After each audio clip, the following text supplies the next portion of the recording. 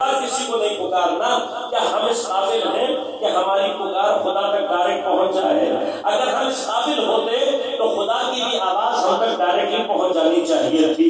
اصول ہے نا، یہ اصول ہے۔ ہم الیکٹریکل دنیا میں کہتے ہیں بھائی جس تار سے کرنٹ جائے گا اس سے آئے گا بھی۔ یہ تو نہیں ہو سکتا کہ صرف جا رہا ہو اور آئے نہ، یہ تو نہیں ہوتا نا، صرف جائے اور آئے نہ۔ اگر اوپر جا رہا ہے تو نیچے بھی آنا چاہیے۔ ہم اس قابل ہوتے تو وہی ہم پر بھی نازل ہو جاتی۔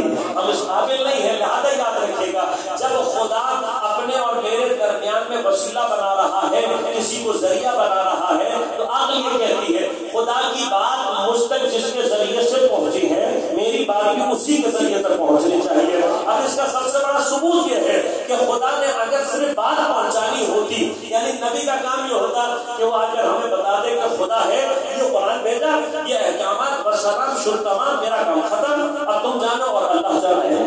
کیا ایسا ہے؟ نہیں، اس نے بتا دیا لا الہ الا اللہ، لیکن خدا نے کہا خبردار میرے پاس صرف لا الہ لے کر مت آنا، جب تک تم اس لا الہ کے ساتھ محمد الرسول اللہ نہیں لے کر آؤ گے۔ لہذا میں چیلنج کر رہا ہوں پورے عالم اسلام میں کوئی ایک بندہ بھی لا کر دکھا دو کہ جو یہ کہتا ہو کہ صرف لا الہ الا اللہ کہنے سے کام چل جائے گا، جو لا الہ کو مانتے ہوئے تمام تر یقین کے ساتھ مانتے ہوئے محمد رسول اللہ کا انکار کر دے، ہم کیا خدا اس کا انکار کر دیتا ہے؟ ہماری تو کوئی حیثیت اور اوقات نہیں ہے، خدا اس کا انکار کر دیتا ہے۔ بس اس کا مطلب سمجھ میں آیا کہ جس کے ذریعے سے خدا نے پہنچایا ہے، میرا کلمہ بھی اسی کے ذریعے سے قبول کرے گا۔ اور جب وہ لا رہا ہوتا ہے تب رسول کہلاتا ہے، جب پہنچا رہا ہوتا ہے تب وسیلہ کہلاتا ہے۔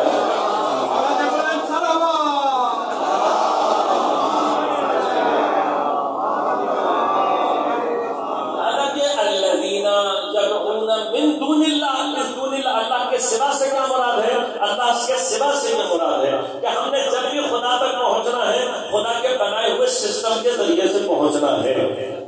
اب یہاں پر یہ راستہ، یہ توحید کا راستہ ہے، اور یہ توحید کا وہ راستہ ہے کہ جو صراط مستقیم ہے، اور یہی وہ صراط ہے جو بال سے زیادہ باریک ہے اور تلوار سے زیادہ تیز۔ کیوں؟ اس صراط کے ایک طرف کفر کی باتیں پائی جاتی ہے، دوسری طرف شرک کی باتیں پائی جاتی ہے، لہٰذا اس کو بڑے احتیاط کے ساتھ چلنا ہوتا ہے۔ توحید کا راستہ یہ بڑے احتیاط کے ساتھ طے کرنا ہے۔ جہاں آپ نے اس راستے میں غلط قدم رکھا، یا کفر کی باتیں میں گرے گا انسان یا شرک کی باتیں میں، اب اس معاملے میں اللہ اس قدر سخت ہے کہ اپنے دین کے معاملے میں وہ جسے خود قرار دے دے، اس کے علاوہ کسی کو ایکسپٹ نہیں کرتا، نہیں ایکسپٹ کرتا۔ کس حد تک اس کی چھوٹی سی مثال آپ کے سامنے پیش کروں، یہاں سے بات سمجھ جائیں، باقی بات انشاءاللہ آپ سے خود بخود پہنچ جائے گی۔ اللہ تبارک و تعالیٰ ہم سے اور آپ سے اپنی عبادت کے لیے کہتا سجدہ کرو۔ سجدہ کرانے کے لیے اس نے کیا کہا؟ کس طرف منہ کر کے سجدہ کریں؟ کعبے کا۔ کعبہ کیا ہے؟ یقیناً خدا رہتا نہیں ہے، وہ ماورائے جسم و مکان ہے، اس کو نہ مکان کی ضرورت، نہ زبان کی ضرورت، نہ جسم کی ضرورت۔ ہاں، ہمارے سجدوں کو ایک رخ دینے کے لیے اس نے کہا خانہ کعبہ کی طرف رخ کر کے سجدہ کرو۔ اب ہم پہنچ گئے حج کرنے، اور ہم نے دیکھا کہ خانہ کعبہ کیا ہے؟ کالے پتھروں سے بڑا ہوا بنا ہوا ایک مکان ہے، ایک مکان ہے جو کالے پتھروں سے بنا ہوا ہے۔ تو ایک دفعہ تو میرے ذہن میں یہ سوال آیا کہ ہمارے مطلب ہندو برادری سے تعلق رکھنے والے وہ بھی ایک کالے پتھر کو سجدہ کرتے ہیں، میری اطلاعات کے مطابق اس کو شیولنگ کہا جاتا ہے۔ شیولنگ نامی ایک پتھر ہو، اس کے اوپر وہ اس کی طرف رخ کر کے سجدہ کرتے ہیں۔ تو میں نے تھوڑی دیر کے لیے سوچا، میں نے کہا پروردگار کی کیا ماجرا ہے؟ وہ ایک پتھر کی طرف سجدہ کرے تو مشرک، کیا بات، ایک پتھر کی طرف رخ کر کے سجدہ کر لے مشرک، اور یہاں اتنا بڑا پتھروں کا مجموعہ، اتنے ایک پتھر تھوڑی کھانے کھانا ہے، سینکڑوں پتھر لگے ہوئے ہیں، وہ ایک پتھر کی طرف رخ کر کے سجدہ کر لے مشرک، اور میں اتنے بہت سارے پتھروں کو سجدہ کر کے بھی موحد مسلمان۔ تو یہ توحید میری سمجھ میں نہیں آ رہی، کوئی ایک پتھر پہ سجدہ کر دے تو مشرک ہے، اور میں اتنے بہت سارے کالے پتھروں کو سجدہ کر کے آگے پھر بھی مسلمان موحد۔ اور جواب کہاں ہے؟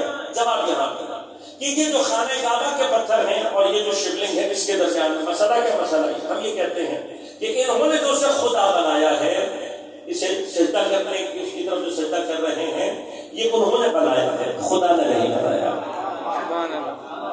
یہ ان کے پاس کوئی سند نہیں ہے کہ یہ خدا کی طرف سے آیا ہے اور خدا نے اس کی طرف رخ کر کے اچھا اسی طرح ہم جو خانہ کعبہ کی طرف رخ کرتے ہیں ٹیکنیکلی ہم پتھر کو سجدہ کر ہی نہیں رہے، پتھر کو نہیں کرتے. لہذا اگر مثلا کسی حادثے اور کسی سانحے میں خانہ کعبہ سارے کا سارا گر جائے، پتھر اس کے چلے جائے، تو کیا جہاں پتھر جائے گا ہم اس طرف سجدہ کریں گے؟ پتھر جہاں مرضی چلا جائے، ہم نے کسی مکان کی طرف کرنا چاہے پتھر ہو جانا، اس کا مطلب کیا ہوا؟ ہم پتھر کو سجدہ نہ پتھر کی طرف کر. اگر پتھر کی طرف کر میری واقعات اور حادثات پیش آئے ہیں، تاریخ گواہ ہے. حجاج بن یوسف ثقفی کو ملعون ہے کہ جس نے سیاسی مقاصد کے لیے حملہ کیا اور حملہ کرنے کے بعد خانہ کعبہ کو ڈال دیا.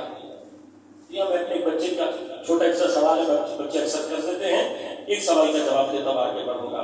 ایک بچے نے سوال کیا کہ مولانا مجھ سے کسی نے بات پوچھا کہ آپ کہتے ہو کہ آپ کے مولا جو ہے وہ مشکل کشاں ہیں، تو پھر مثلا ان مشکل کشاں نے امام حسین کی مدد کیوں نہیں کی تو وہ کربلا میں تھے؟ جب آپ کی مدد کرتے ہیں تو امام حسین کی مدد کرنے کیوں نہیں ہے؟ میں نے کہا بیٹے مجھ سے پہلے یہ سوال کرنا کہ یہی خانہ کعبہ تھا، اس کو جب ڈھانے کے لیے ابرہہ کا لشکر آیا تو خدا نے ابابیل بھیج دیے اور انہوں نے پورے لشکر کو نیز و نابود الم تر کیف فعل ربک باصحاب الفیل، اللہ نے ابابیل بھیج دیے. سوال اسی گھر کو گرانے کے لیے جب حجاج ابن یوسف ثقفی آیا تو کیا خدا کے پاس ابابیل ختم ہو گئے تھے؟ کیا بات ہے، واہ واہ واہ. کیا اب گھر نہیں ہے پروردگار کا؟ بلکہ یہاں تو میں ایک اضافی بات کروں گا، جس وقت ابرہہ آیا تھا اس وقت تک یہ بیت اللہ تھا، کعبہ نہیں بنا تھا. ایک شرف کم تھا، بیت اللہ کہلاتا تھا لیکن کعبہ قبلہ نہیں بنا تھا. قبلہ نہیں بنا تھا، بیت اللہ تھا مگر قبلہ اس زمانے میں کیا تھا؟ بیت المقدس. وہاں پر لوگ سجدہ کرتے ہیں اس طرف رخ کر کے. ابھی یہ قبلہ نہیں بنا تھا، یہ شرف جس کو نہیں ملا تھا. جب حجاج ابن یوسف ثقفی گرانے کے لیے آیا اور اس نے گرا دیا تو سب بیت اللہ بھی تھا اور قبلہ بھی بن چکا تھا. اس شرف کے باوجود جب حجاج ابن یوسف ثقفی آیا تو پھر اللہ نے ابابیل کیوں نہیں بھیجے؟ اب بظاہر جو جواب یہاں ہے وہی جواب وہاں پر ہے کہ کچھ اصول ہیں. وہ اصول یہ ہے کہ خدا بھی مدد وہاں کرتا ہے جہاں انسان کا بس ختم ہو چکا ہو، جہاں کسی اور کی آزمائش مقصود نہ ہو. جہاں آزمائش مقصود ہو وہاں پر پروردگار صرف یہ دیکھتا ہے ظلم کرنے والے کی اوقات کہاں پر ہے اور میرے بندے کی صبر کی منزل کہاں پر ہے. سبحان اللہ، سبحان اللہ.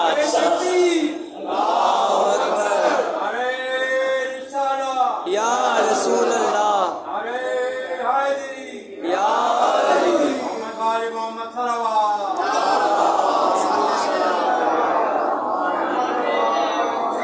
لیکن اب ہم آپ یہ نہیں کر سکتے. غور کیجیے گا، اب ہم آپ یہ جتنی مرتبہ بھی کعبہ چاہے سیلاب کی وجہ سے، طوفان کی وجہ سے، زلزلے کی وجہ سے، کسی حملے کی وجہ سے جب بھی خانہ کعبہ گرا ہے، منہدم ہوا ہے، اس کے بعد جب بھی اس میں پتھر لگائے گئے ہیں وہی پتھر لگائے گئے ہیں جو جناب ابراہیم اور جناب اسماعیل کے ذریعے سے آئے. آج تک خانہ کعبہ کے پتھر تبدیل نہیں ہو سکے. کیوں؟ اس لیے کہ جائز نہیں ہے، کوئی نہیں کر سکتا. مثلا میں اور آپ یہاں سے ایک بڑا سونے کا زبردست قسم کا پتھر تیار کریں، اس میں ہیرے جواہرات بہترین قیمتی خدا کے گھر بھیج رہے ہیں، ایک زبردست قسم کا پتھر تیار کریں اور کہ بھائی اہلیان پاکستان کی طرف سے یہ گفٹ ہے، اسے خانہ کعبہ میں لگا دو اور ایک خانہ کعبہ کا پہاڑ کا سادہ سا کالا پتھر ہے، یہ ہمیں گفٹ کے طور پہ دے تو ہم یہاں سنبھال کر اپنے پاس بطور تبرک رکھیں گے. ہو سکتا ہے؟ ہو سکتا ہے کہ ہم ایک پتھر لے آئے، ایک پتھر یہاں سے سونے کے اتنا ہی بڑا اینٹ بنا کر اور ہیرے جواہرات سے اس کو مزین کر کے بھیجتے ہیں. میں حق پروردگار اتنے سادہ سے پتھر لگے ہوئے ایک پتھر ہم منگا لیں. ہو سکتا ہے؟ نہیں ہو سکتا. یہ پتھر اگر ہمارا بھیجا ہوا جا کر لگے گا تو تمام علماء فرماتے ہیں کہ باقی مسلمانوں کی نماز میں بھی مشکل پیدا ہو جائے گی. کیوں؟ اس لیے کہ خانہ کعبہ کے جتنے پتھر ہیں وہ خدا کی طرف سے تعین شدہ ہیں. پروردگار نے بھیجوائے. حضرت ابراہیم اور اسماعیل جو انبیاء تھے انہوں نے وحی کے سائے میں ان پتھروں کو انتخاب کر کے لگایا ہے. بس اس کا معنی کیا ہوا؟ خدا پتھر کے بنے ہوئے اپنے گھر کے اندر بھی اس بات کی احتیاط کرتا ہے کہ جو پتھر لگے گا وہ بھی خدا کی مرضی سے لگے گا. اب یدعون من دون اللہ کا مطلب یہاں سے سمجھ جائے گا، یعنی یہ خدا مجھ سے کہہ رہا ہے مجھے سجدہ کرنا ہے تو کعبہ کی طرف رخ کر کے سجدہ کرو. بس اگر سجدہ کروانا تو خدا تو ہر جگہ ہے اور عام سجدہ ہر جگہ ہو بھی سکتا ہے، لیکن نہیں، میں جہاں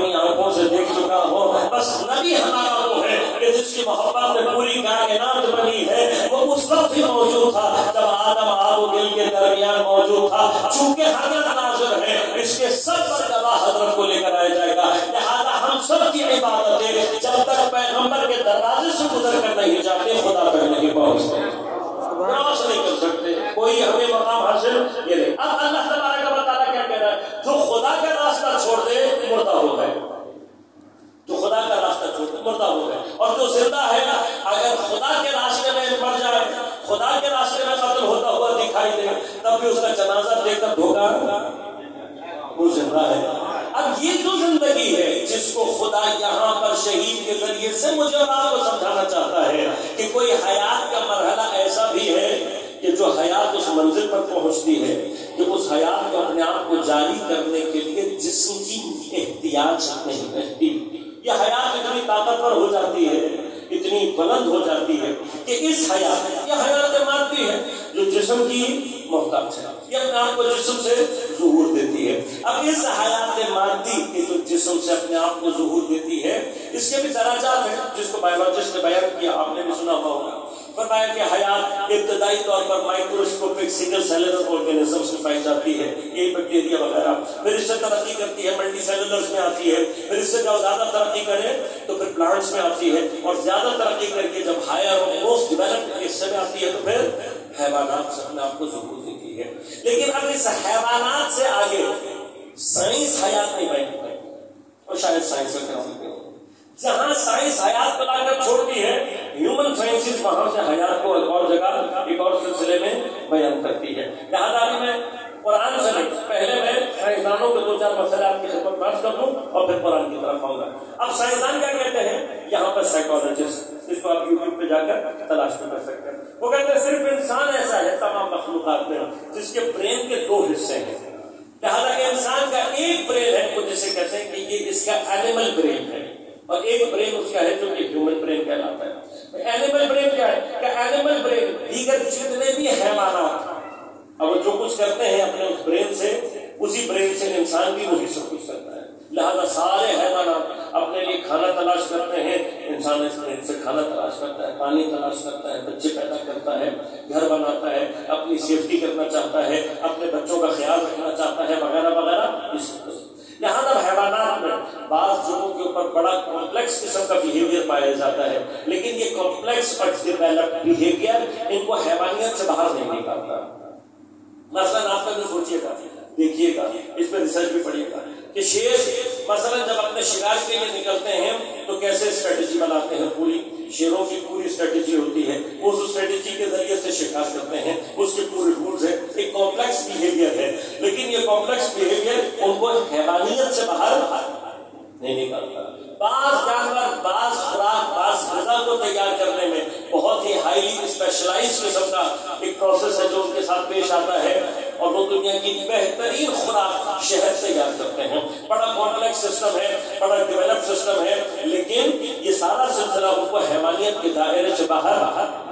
اب آپ اس کے جائیں حیوانات کی دنیا میں ایک عجائبات کی دنیا ہے، اور یہ سارے عجائبات یہ سمجھا رہے ہیں کہ حیوان کسی بھی اسٹیج پر کتنا ہی کمپلیکس اور ڈیولپ بیہیویئر کیوں نہ اختیار کر لے، اس کو حیوانیت کے دائرے سے باہر نہیں نکالتا۔ لہٰذا سائیکالوجسٹ کیا کہتے ہیں، اینیمل برین، اگر انسان اینیمل برین کے اندر رہتا ہے تو کمپلیکس بیہیویئر شو کرتا ہے، ایک کھانا بنانے کے لیے پتہ نہیں کیا کیا ترکیبیں لڑاتا ہے، اپنے آپ کو کمفرٹ دینے کے لیے پتہ نہیں کیا کیا ترکیبیں لڑاتا ہے، یہ ساری کی ساری ترکیبیں، یہ سارے کا سارا عمل جو استعمال کر رہا ہے، یہ صرف ایک مور ڈیولپڈ اینیمل بیہیویئر تو ہے، اس کو انسان نہیں بنا تھا۔ انسان کب بنتا ہے کہ انسان اس وقت بنتا ہے جب اس کا اینیمل برین ختم ہو کر ہیومن برین کام کرنا شروع کرے۔ تو بھائی ہیومن برین کیا ہے؟ ہیومن برین وہ ہے جو انسان کے اندر ایثار کو ایجاد کرتا ہے، جو اس کے اندر قربانی کی کیفیت کو ایجاد کرتا ہے۔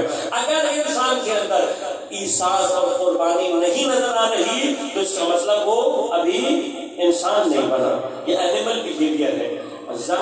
معذرت کے ساتھ برادر بتا رہے تھے کہ بینک سے تعلق ہے، تو ایک بڑی تعداد بظاہر آپ بینک سے تعلق رکھنے والے افراد کی ہے، یہ ہمارا کارپوریٹ ورلڈ، اس نے ہمیں جتنا مادہ پرست اور جتنا حیوان بنا دیا ہے، کوئی اور دنیا شاید ایسے نہیں ہے۔ اپنی ترقی کے لیے کسی بھی گردن پہ پاؤں رکھو اور آگے نکل جاؤ۔ یہ جتنے بھی بیہیویئرز ہیں یہ ہیومن بیہیویئر نہیں ہے، یہ نہیں ہے ہیومن بیہیویئر۔ اب ہیومن بیہیویئر تو چاہتا ہے قربانی، وہ تو چاہتا ہے ایثار، لیکن کارپوریٹ ورلڈ نے ہمیں کیا سمجھا دیا کہ نہیں بھائی یہ چورن کہیں اور کا کر بیچنا، اس دنیا میں تو اگر ترقی کرنی ہے تو تمہیں یہ آنا چاہیے۔ یعنی حیوانیت کی طرف اس قدر ہمیں متوجہ کیا ہوا ہے کہ ہم اپنی انسانی اقدار کو کھو بھی رہے ہیں اور متوجہ نہیں ہو رہے ہیں۔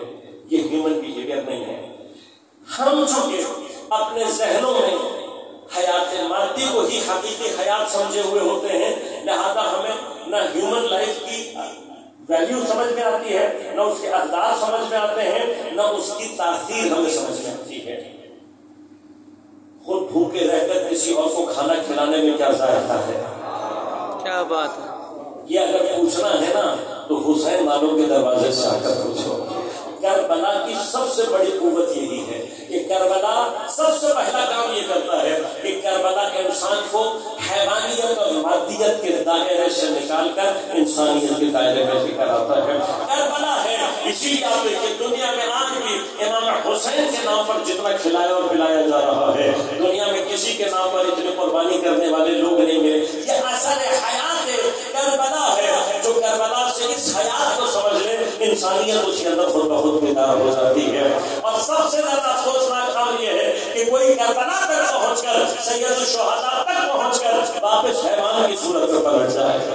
کربلا تک پہنچے لیکن کوئی ہو سکتا ہے، یاد رکھیے گا اگر ہم نے اپنا حیات کا نظریہ تبدیل نہیں کیا اور ہم نے نہیں سمجھا کہ یہ جو حیات مادی ہے یہ حیات نہیں ہے، اس کو خدا نے کہیں پر بھی قرآن میں اس حیات مادی کو حیات کے عنوان سے کہیں پر بھی تعبیر نہیں کیا، یہ خدا کی نظر میں حیات نہیں ہے، بلکہ اس کے لیے میکسیمم جو تعبیر کی ہے خدا نے وہ کیا کی ہے؟ ایک جگہ فرمایا وَمَا هَٰذِهِ الْحَيَاةُ الدُّنْيَا إِلَّا لَهْوٌ وَلَعِبٌ، یہ جو دنیا کی حیات ہے فرمایا لہو کہتے ہیں بیہودہ کو، جس کا کوئی اثر، جس کا کوئی نتیجہ، جس کے اندر کوئی نظم و ترتیب کچھ بھی نہ ہو، لہو ہے۔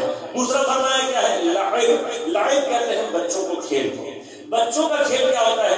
بچوں کے کھیل میں اگر آپ کو ظاہری طور پر کوئی نظم و ترتیب نظر بھی آ جائے تب بھی اس کی کوئی تاثیر، کوئی اثر، کوئی نتیجہ نہیں ہوتا۔ آپ نے دیکھا ہوگا بچے گھر میں بعض اوقات کھیلتے ہیں، گھر گھر کھیلتے ہیں۔ اب یہ گھر گھر کھیلنے کے لیے بچہ وہ پلاسٹک کے خیالی چولہے کے اوپر پلاسٹک کی چھوٹی سی دیگچی رکھتا ہے اور بڑے ترکیب سے اب میں پانی ڈال رہا ہوں، اب میں دودھ ڈال رہا ہوں، میں نے چینی ڈالی، اب میں نے پتی ڈالی اور چائے تیار کی اس نے، اور ایک چھوٹے سے کپ میں پلاسٹک کے اس نے بڑے طریقے سے اندیل کے آپ کو دی اور آپ نے بھی اپنے ہونٹوں سے لگا کر اس کو پی کر کہا بھائی واہ کیا مزیدار چائے بنائی۔ اب یہ جو کچھ بھی ہے واہمات میں ہے، یہ سب کچھ واہمہ ہے، اس کا حقیقت سے کوئی تعلق نہیں، اس کی کوئی تاثیر نہیں ہے، اس کا کوئی نتیجہ نہیں ہے، اس میں انسان کو ترتیب تو نظر آ رہی ہے لیکن اس کے باوجود بھی اثر نہیں ہے، نتیجہ کوئی نہیں ہے۔ خدا کیا کہہ رہا ہے کہ یہ حیات مادی، یہ حیات دنیا یا لاہب ہے یا لائب ہے یا بیہودہ ہے،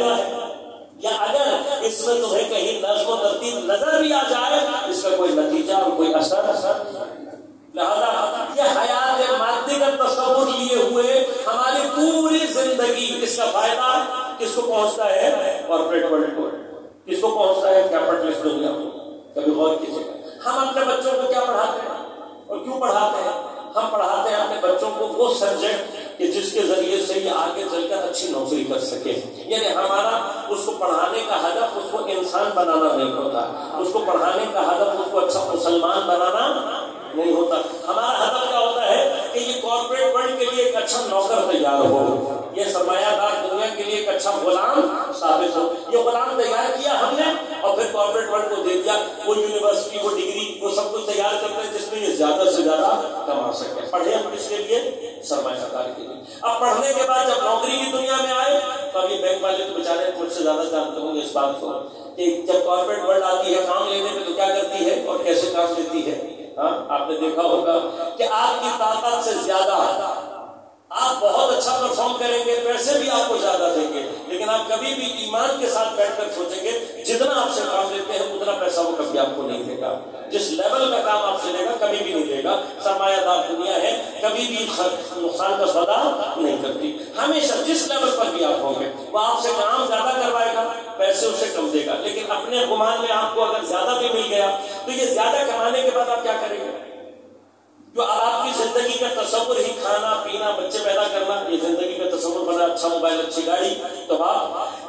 زندگی کو کرنے کے لیے آئیں گے تو آپ کہیں گے کہ میں اچھا کھانا کھاؤں، اچھا لباس پہنوں، فلاں برانڈ کی فلاں چیز خریدوں، یہ سب کس کا ہے؟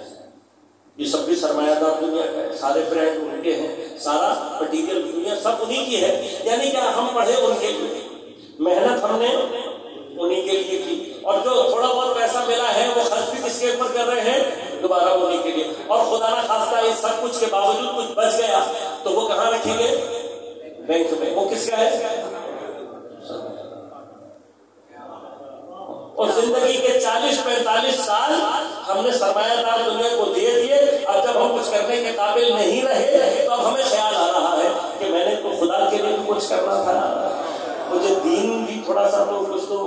اب اس وقت کیا حالات ہوتے ہیں؟ نہ ہاتھوں میں طاقت ہے، نہ ٹانگوں میں طاقت ہے، نہ دکھائی دیتا ہے، نہ سنائی دیتا ہے. جب ہم بالکل ناکارہ ہوتے ہیں تب ہمیں خدا بھی یاد آ جاتا ہے، اور اس وقت ہم کچھ کرنے کے قابل بچتے ہی نہیں ہیں. تو جب ہم نے اپنی پوری زندگی سرمایہ دار بھی ہم کو دے دی تو ہمیں سمجھ میں آ جائے گا کہ ہم کس کے لیے زندہ رہے، ہم نے کیا زندگی کی. لہٰذا ہمیں زندگی کا یہ مطلب سمجھ میں نہیں آتا سمجھ ہی نہیں پاتے کہ ہم یہ زندگی کیا ہے. ہیومن لائف وہ ہے کہ جو اپنے آپ کو چھوڑ کر دوسروں کے لیے زندہ رہنے سے آتی ہے، یہ زندگی گزاری جاتی ہے. لہٰذا یاد رکھیے گا. اب جیسا سائیکالوجسٹ نے کہا قرآن کی آیات نازل ہے. قرآن پہلے انسان کی خلقت مادی کی طرف اشارہ کرتا ہے، فرماتا ہے کہ ہم نے انسان کو منی سے بنایا، منی نطفہ، نطفہ مضغہ، مضغہ علقہ، اور پھر ہم نے اس کو بشرا سویا، بشر بنا دیا. یہ جو ہماری فزیکل اپیئرنس ہے یہ بشر کہلاتی ہے. انی خالق البشر من طین، یہ جو مٹی سے بنا ہے یہ بشر ہے. پھر فرمایا وَإِذَا صَوَّيْتُهُ وَنَفَخْتُ فِيهِ مِنْ رُوحِي فَقَعُوا لَهُ سَاجِدِينَ. جب میں اس کو مستوی کر لوں، بیلنس کر لوں اور اس کے اندر اپنی روح میں سے پھونکوں، فَقَعُوا لَهُ سَاجِدِينَ، تم سجدہ اس کو اس وقت کرنا. بس یاد رکھیے گا سجدہ بشر اور بشریت کو نہیں ہے، سجدہ انسان اور آدمیت کو ہے.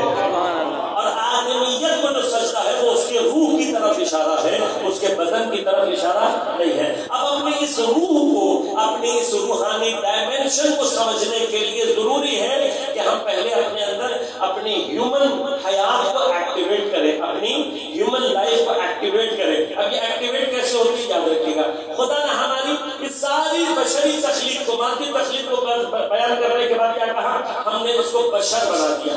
بشر بنانے کے بعد فرمایا ثم انشأناه خلقا آخر، اس کے بعد ہم اس کے اندر شروع کرتے ہیں ایک اور مخلوق بننا. انشاء اس کے لیے انگلش میں نزدیک ترین لفظ اور سمجھ کے اعتبار سے بھی شاید نزدیک ترین ہو، انگلش میں لفظ ہوتا ہے ٹو انیشیٹ. کسی بھی چیز کو انیشیٹ کا معنی کیا ہوتا ہے؟ کسی بھی چیز کی ابتدا کر دینا. عربی میں یہ کہلاتی ہے انشاء، یعنی کسی بھی چیز کو شروع کر دینا. اللہ ہمیں حیوان بنا کر بشر کی صورت میں بھیجتا ہے. یہ بشر میں آنے کے بعد وہ ہمارے اندر جو انیشیشن کرتا ہے، جس چیز کی انشاء کرتا ہے، جس مخلوق بننے کی، وہ انسان ہے. بس ہم بشر بن کر آتے ہیں، ہم نے انسان بننا ہوتا ہے. یہ پروسیس ہم نے اور آپ نے خود انجام دینا ہے. اب یہ انسان جب بنتا ہے، جب تک اپنی ذات کے لیے زندہ رہے گا حیوان کہلائے گا. جیسے ہی دوسروں کے لیے زندہ رہنا شروع کرے گا اتنا ہی فیصد انسان خود بخود بننا شروع ہو جائے گا. بس اندازہ میں یاد رکھیے گا جب تک حیوان انسان نہیں بنتا تب تک اس میں مومن بننے کی صلاحیت پیدا. آپ حیوان کو مومن نہیں بنا سکتے. میں کامنلی جو مثال دیتا ہوں وہ یہ ہے کہ اگر میں اپنے طوطے کو کلمہ یاد کرا دوں لا الہ الا اللہ محمد رسول اللہ علی ولی اللہ، اور یہ بیچارہ سارا دن صبح شام یہی کلمہ پڑھتا رہے، تو اتنے خلوص سے کلمہ پڑھنے کے بعد کیا آپ کے خیال میں اس کو جنت میں جانا چاہیے؟ جائے گا جنت میں؟ آپ کہیں گے نہیں بھائی یہ جنت میں نہیں جا سکتا. کیوں نہیں جا سکتا؟ کبھی ایک تو جو یہ بول رہا ہے سمجھ نہیں رہا. جو بول رہا ہے رٹا تو لگا دیا، اس میں طوطا نے رٹا لگا دیا، بول رہا ہے لیکن سمجھ. اور پھر عمل میں نہ لا الہ کا کوئی عمل، نہ محمد رسول اللہ کا، نہ علی ولی، عمل میں کچھ بھی نہیں. اب میں آپ سب کی بات نہیں کر رہا ہوں، آپ سب مومن مجھ سے بہتر، میں اپنے جیسے دو چار گناہگاروں کی بات کر رہا ہوں کہ مجھے اور آپ کو میرے جیسے جو ہیں ان کو شیشے میں جا کے گھر میں ایک دفعہ کھڑے ہو کر، شیشے کے سامنے کھڑے ہو کر لا الہ الا اللہ محمد رسول اللہ علی ولی اللہ بول کر دیکھنے کی ضرورت ہے. اور یہ دیکھنے کے بعد ایک دفعہ سوچنے کی ضرورت ہے کہ میرے کلمہ پڑھنے میں اور طوطے کے کلمہ پڑھنے میں کوئی فرق ہے؟ کیا بات ہے، واہ واہ واہ واہ. یا نہیں؟ اگر خدا نہ خاصہ میں نے بھی بچپن میں رٹا لگا لیا تھا لیکن مجھے سمجھ میں کچھ نہیں آیا، اگر میں نے بھی رٹا لگایا ہوا ہے اور عمل میں میرا کلمہ کہیں سے ظہور نہیں کر رہا، تو جو کلمہ طوطے کو جنت میں نہیں پہنچا سکتا وہ مجھے بھی جنت میں. کیا بات ہے، واہ واہ. لہذا حیوان جب تک رہتا ہے تو حتیٰ کلمہ بھی اس کو فائدہ نہیں پہنچاتا. اب یہ جب انسان بنتا ہے تو کلمہ اس کو فائدہ دیتا ہے. لہذا مجھے اور آپ کو جیسے میں آپ مراد نہیں ہے، پھر سے مجھ جیسے گنہگاروں کو لا الہ الا اللہ محمد رسول اللہ نہیں سمجھ میں آتا. کیوں نہیں سمجھ میں آتا؟ حیوانوں کو نہیں سمجھ میں آئے گا. اس کے لیے پہلے انسان بننا پڑے گا. انسان بننے کے لیے دوسروں کے لیے زندہ رہنے کا سلیقہ اور ہنر سیکھ لے. لا الہ کا مطلب خود بخود سمجھ میں آنے لگے گا. محمد رسول اللہ کا معنی خود بخود سمجھ میں، علی ولی اللہ کا معنی خود بخود سمجھ میں. لیکن اب یاد رکھیے گا، کوئی حیوانیت لے کر اگر کربلا تک پہنچ بھی جائے تو حیوان کے اندر صلاحیت نہیں ہے. کوئی حتیٰ امام حسین کے پاس پہنچ کر بھی وہ حیوان ہی رہتا ہے. لیکن اگر کہیں انسانیت ہو، چاہے وہ کتنی ہی دبیلی کیوں نہ ہو، اگر اس کے لاشعور میں بھی موجود ہوگی، یہ حسین علیہ السلام کا کمال ہے. وہ اس لاشعور میں موجود انسانیت کو دیکھ لیتے ہیں اور پھر وہ ہوتا ہے جو آخری وقت میں بھی اگر امام حسین کے پاس آ جائے تو انسان اگر حسین کے پاس آئے تو کچھ گھنٹوں میں لعنت اللہ علیہ کی صف سے نکل کر علیہ السلام تک پہنچنے کی صلاحیت. زندہ باد، زندہ باد.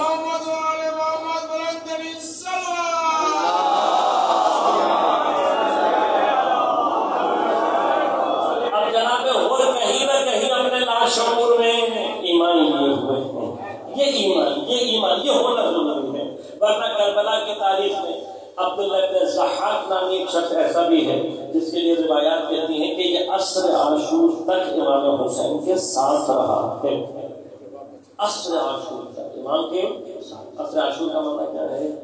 یہ شب عاشور میں بجھے ہوئے چراغ کے باوجود بیٹھا ہوا ہے. یہ عاشورہ میں 3 دن کی بھوک اور پیاس لیے ہوئے ہیں، امام کے ساتھ ہے، پورا دن امام کے ساتھ رہا ہے. عصر عاشور آ کر کہتا ہے مولا میں نے آپ کے ساتھ معاملہ کیا تھا اس لیے کہ اگر آپ کی ان کے ساتھ کوئی کمٹمنٹ ہو گئی، کوئی معاملہ سیٹ ہو گیا تو میں آپ کے ساتھ ہوں. لیکن یہ تو نظر آ رہا ہے کہ یہ آپ کو زندہ نہیں چھوڑیں گے، اس پر میں نے آپ سے کمٹمنٹ نہیں کی تھی، لہذا مجھے اجازت دیں. امام نے راستہ روک کر دیں. یاد رکھیں، نہ آنے والے سے امام نے پوچھا.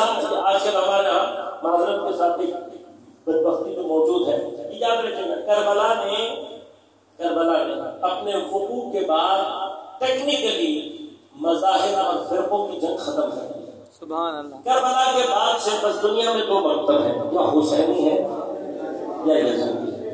حسینی ہونا چاہیے. اب حسینی کے بعد شیعہ ہے، سنی ہے، کوئی بھی ہے، اس سے کوئی فرق نہیں پڑتا. کیوں؟ ہم نے کربلا میں دیکھا کہ امام نے اپنے پاس آنے والے سے نہیں پوچھا کہ تم نے کہاں ہاتھ باندھ کر نماز پڑھی، تم کس کو خلیفہ مانتے تھے، تم کس کے ساتھ جاتے تھے. جناب حور سے پوچھا مگر امام نے کہ حور تو کہاں ہاتھ باندھ کے نماز پڑھتا ہے.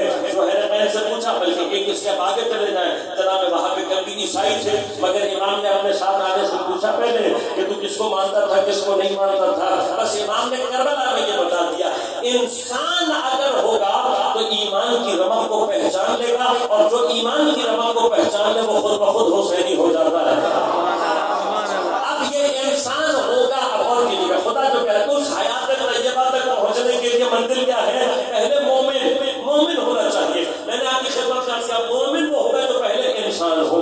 بس جو انسان بن چکا ہو اس کے لیے مومن بننے کی گنجائش ہے. اب جیسے ہی وہ مومن بنتا ہے اس کے بعد خدا اسے یہ نہیں کہہ رہا کہ تو کہاں ہاتھ باندھ کے نماز پڑھے گا، تو کب روزہ رکھے گا، کب کھولے گا، کب بند کرے گا. کہ نہیں، من عمل صالحا، مومن ہوتے ہی جیسے ہی عمل صالح انجام دے گا جو خدا کا وعدہ ہے خدا اسے حیات عطا کرے گا. اب کون سی حیات عطا کرے گا؟ حیات طیبہ.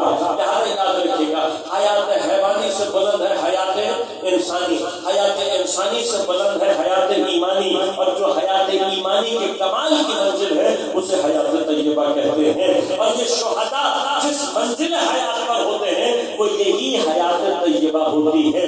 اور یہ اس قدر طاقتور حیات ہے کہ جیسے ہی انسان اس حیات کو ترک کرتا ہے اس کو اصلا بدن کی احتیاج باقی ہی نہیں رہتی. لہذا تفصیل کبھی اور آخر ایک جملہ کہہ کر مطلب کو ختم کروں گا. شہید اپنا بدن چھوڑ رہا ہوتا ہے، ہم سمجھ رہے ہوتے ہیں کہ مر رہا ہے، مر نہیں رہا ہوتا، بدن چھوڑ رہا ہوتا ہے. اب جس کو بھی یہ سمجھ میں آ جائے گا کہ شہید زندہ ہوتا ہے اور صرف زندہ نہیں ہوتا، سورہ آل عمران میں ارشاد کیا فرمایا؟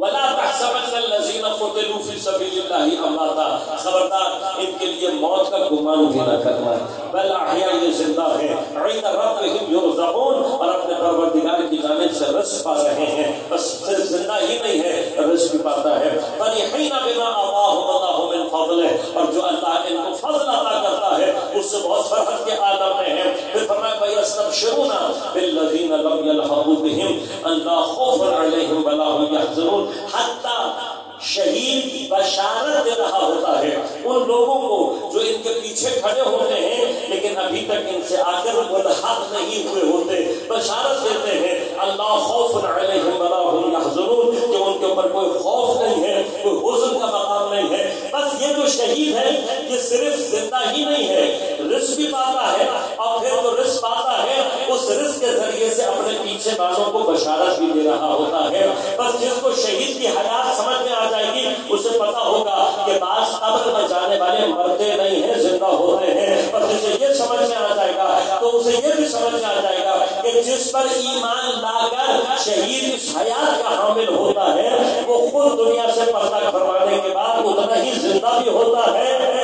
سبحان اللہ، سبحان اللہ. لہذا وہاں حیات ہی حیات ہے. امام حسین کے ساتھ حیات ہی حیات ہے. خود حسینی ہو جانا، امام حسین کے ساتھ مل جانا، یہ جب حیات انسانی انسان میں پیدا ہوتی ہے. بس ایک منزل عرض کروں گا اور زحمت ہے. حیات حیوانی مادی حیات، اس کی علامت کیا ہے؟ ایک علامت یہ ہے کہ جب یہ حیات بدن میں ہوتی ہے تو حس یہ حصہ مادی کہلاتا ہے. اس حصہ مادی میں کیا ہوتا ہے؟ اس حصہ مادی میں آپ کے پورے بدن میں کہیں بھی چوٹ لگے گی آپ کا پورا بدن اس چوٹ کی کیفیت کو محسوس کرے گا. یہ علامت کس کی ہوتی ہے؟ حصے مادی، حیات مادی. بس اگر میرے بدن میں مثلا میرے پاؤں کے انگوٹھے میں چوٹ لگے اور مجھے پتہ نہ لگے تو کیا ہوگا؟ اس کا مطلب یا انگوٹھا زندہ نہیں ہے یا میں خود زندہ نہیں. کہ میرے انگوٹھے میں زندگی ختم ہو گئی ہے یا میرے اندر نہیں ہے. اگر انگوٹھے کی چوٹ کا اثر نہیں ہو رہا تو اس کا مطلب یہ کہ یہ حیات مادی پوری کہیں اس میں خرابی یا انگوٹھے میں نہیں ہے یا خود میرے اندر کہیں نہ کہیں مسئلہ. لہذا یہ حس ہے، یہ درد کی کیفیت ہے کہ جو حیات مادی کو ثابت کرتی ہے. لہذا جو ڈاکٹر وغیرہ اینستھیزیا جب لگاتے ہیں کسی کو یہ چیک کرنے کے لیے کہ اس کی حس ختم ہوئی ہے یا نہیں، اس کی چوٹی نوٹ سے دیکھتے ہیں. اگر رسپانس کرے تو اس کا مطلب حس ابھی یہ حس ہے، یہ درد ہے جو حیات ہے. لہٰذا ہمارے ہاں کچھ حادثات پیش آئے، ہمارے کچھ افراد پہ دہشت گردی کے حادثات پیش آئے تو ہم ان کو جب لے کر گئے، انہوں نے ہسپتال میں شکایت کی ڈاکٹر سے، کہا ڈاکٹر صاحب میرے بہت درد ہو رہا ہے. ڈاکٹر صاحب نے کہا یہ درد زندگی کی علامت ہے.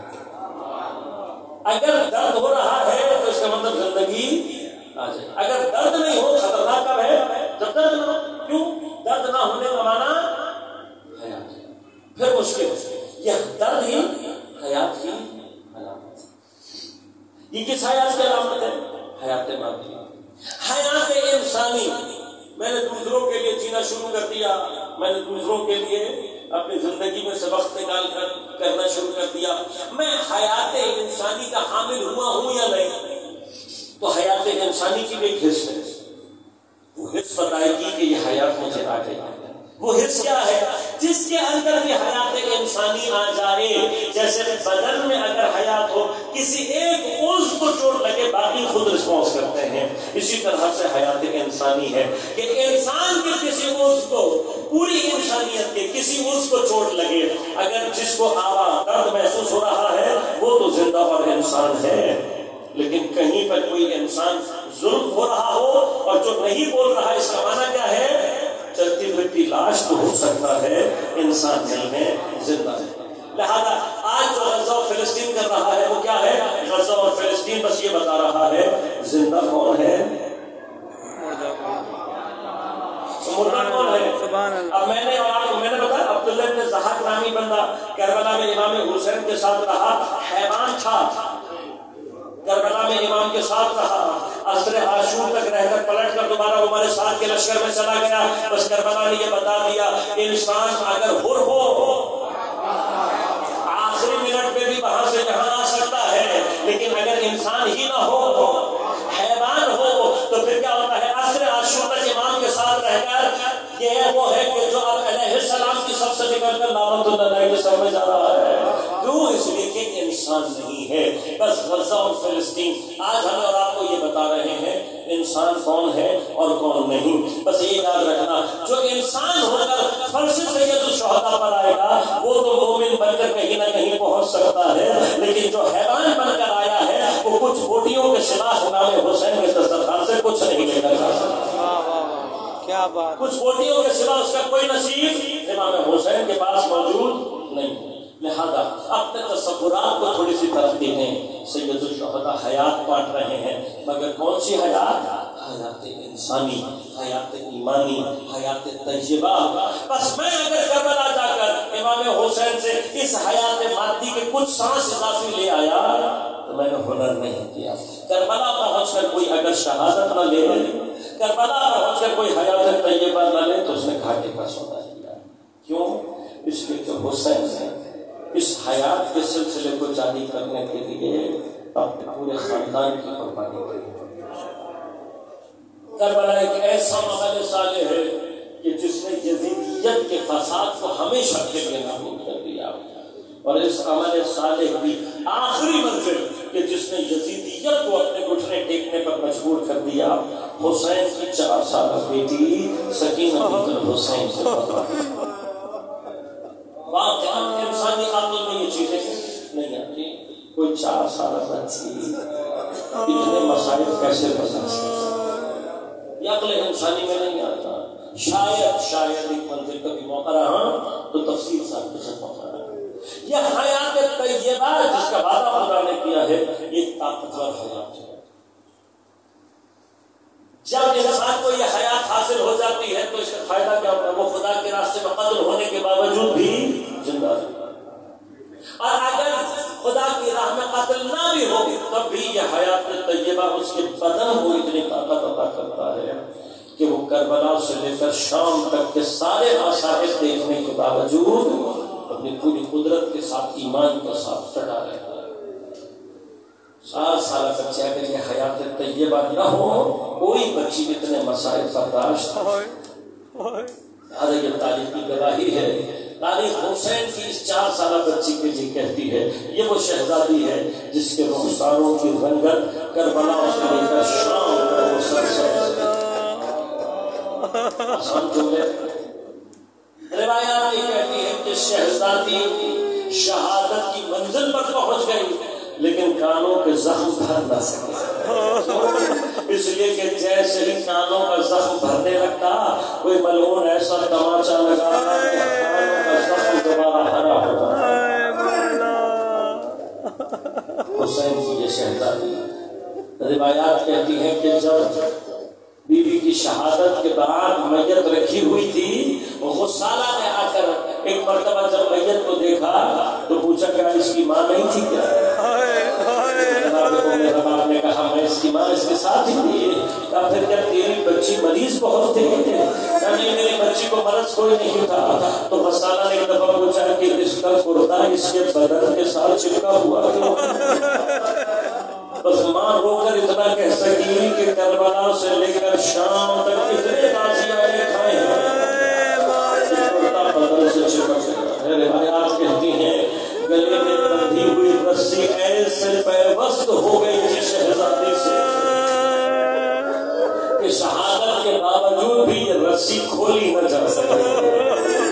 بس عزیزو اس کیفیت میں شہزادی زندان تک پہنچی ہے، لیکن زندان میں بھی شہزادی پہنچ کر سو نہیں پاتی تھی۔ جس کروٹ لیٹتی تھی کوئی نہ کوئی زخم تکلیف کرنے لگتا اور شہزادی درد سے اٹھ جاتی۔ لیکن راوی کہتے ہیں ایک رات ماں کی گود کی گرمی کو پا کر کچھ دیر کے لیے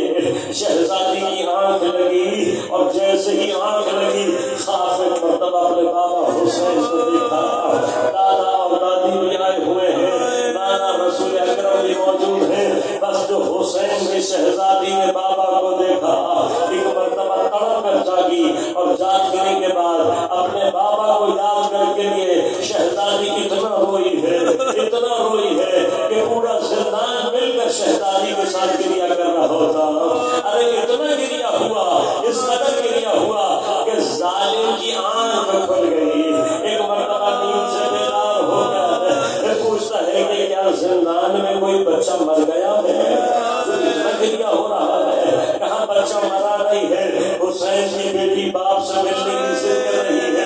ملعون کہتا ہے تو بچی کو باپ سے ملواتے کیوں نہیں ہو؟ بس جب یہ حکم صادر ہوا, امام حسین کے سر اقدس کو ایک تشت میں رکھا گیا, اس کے اوپر ایک کپڑا ڈال کر زندان بھجوایا گیا. بس جیسے ہی شہزادی کی نظر پڑی, ایک مرتبہ فرماتی ہے بھیا سجاد ان سے کہو اب سکینہ کو بھوک پیاس نہیں چاہیے, میں بس اپنے بابا سمجھنا چاہتی ہوں. بس ابھی تو جیسے ہی کپڑے کو ہٹایا گیا, دیکھا امام کا سر اقدس بیٹھا ہوا ہے.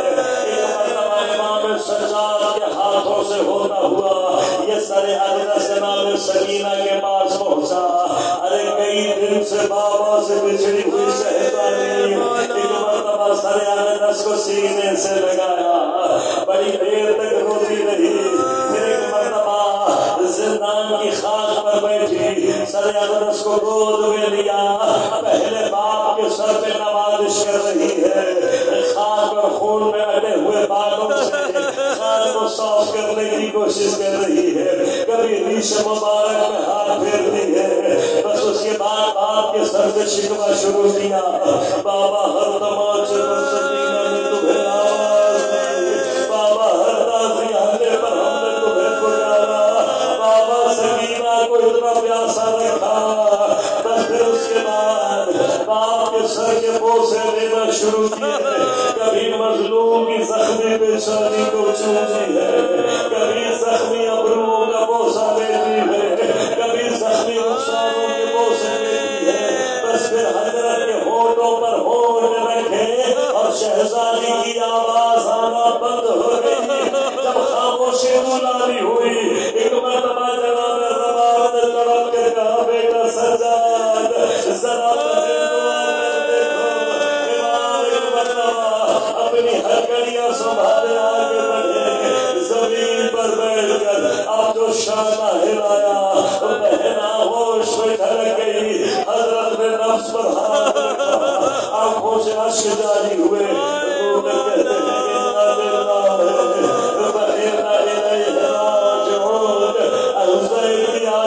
حسین تک پہنچ گئی. مجھے نہیں پتا عزیزو کہ امام سجاد نے اپنی بہن کو دفنایا کیسے ہوگا, لیکن ایک علی یہ ہے جو اس سیدہ کو دفنا رہا ہے. ایک علی وہ تھے جنہیں سیدہ فاطمہ کو دفن کیا. بس کچھ مماثلتیں ہیں عزیزو. علی جب سیدہ کو لے کر لہر پر پہنچے تو علی کے لیے سیدہ کو قبر میں اتارنا سخت تھا. اتنا روئے کہ کچھ دیر بعد قبر سے ہاتھ برآمد ہوئے. امام نے ہاتھوں کو پہچان کر سلام کیا, السلام علیکم یا رسول اللہ. پھر اس کے بعد عجیب جملہ فرماتے ہیں یا رسول اللہ جو امانت آپ نے دی تھی علی لوٹانے آیا ہے, لیکن یا رسول اللہ امانت سالم دی تھی, آج جب لوٹا رہا ہے تو جگہ جگہ سے ٹوٹی ہوئی ہے. آپ کی بیٹی مجھ سے بیان نہیں کرتی, لیکن آپ کے پاس آ رہی ہے. اپنی بیٹی سے پوچھ لینا امت نے آپ کی بیٹی کے ساتھ کیا کیا. میں کہوں یا علی آپ نے سیدہ کو غسل و کفن تو دیا, آئے مظلومیت سید سجاد. ارے بیٹی کی میت کی کیفیت ایسی ہے کہ بغیر غسل و کفن اتارنا پڑا. ارے علی جب آپ اتار رہے تھے آپ کے ہاتھ آزاد تھے, سید سجاد کے ہاتھوں میں ہرگڑیاں ہیں, پیروں میں بیڑیاں ہیں. 4 سالہ سیدہ کو قبر کے حوالے اے مولا الا ولعنة الله على القوم الظالمين والسعر الذين ظلموا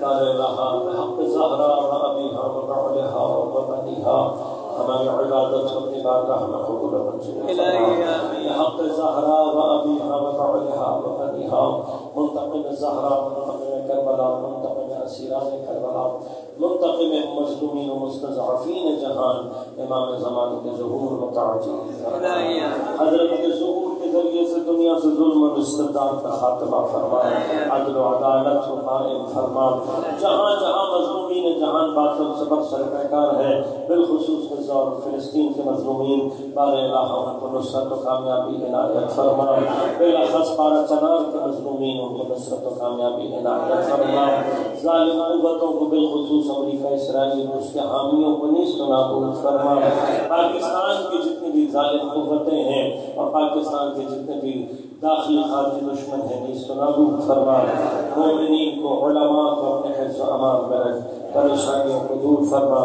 مشکلات کو آسان فرما بیماروں کو صحت کامل عاجل عنایت فرما حاضرین کے مرحومین صاحب فرش عزا کے جتنے مرحومین ہیں سب کی مغفرت فرما ان تمام مرحومین کو جوار سید الشہداء میں جگہ عنایت فرما ہم سب کو امام زمان عجل اللہ تعالیٰ فرج الشریف کے اعوان و انصار میں شمار ہونے کی توفیق عنایت فرما ربنا تقبل منا انك انت السميع العليم برحمتك يا ارحم الراحمين.